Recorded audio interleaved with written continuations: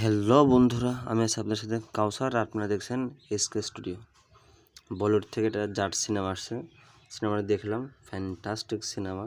যেহেতু এটা বলিউডে তো কোনো ডাইরেক্টর নাই, তারপরেও অসম্ভব সিনেমা হয়েছে।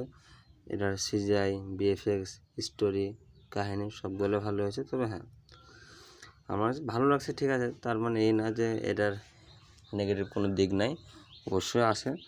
তবে আপনার এখানে যে নায়কের যে মারপিটটা ভালো লাগছে, তবে এখানে আপনার বডির সাথে তেমন সেট হয় না।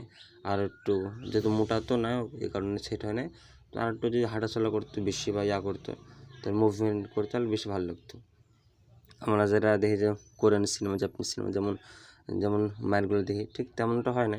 তো বলিউডের হিসাবে ঠিকই আছে সিনেমা। যারা দেখেন না অবশ্যই দেখেন সিনেমা। আর এখানে নায়ককে বাদে যদি এখানে রাবি তেজকে দেওয়া হতো তাহলে আরও বেশি ভালো হতো। তো সিনেমাটা ফ্যান্টাস্টিক, অবশ্যই ভালো সিনেমা। যারা দেখেন না অবশ্যই দেখেন।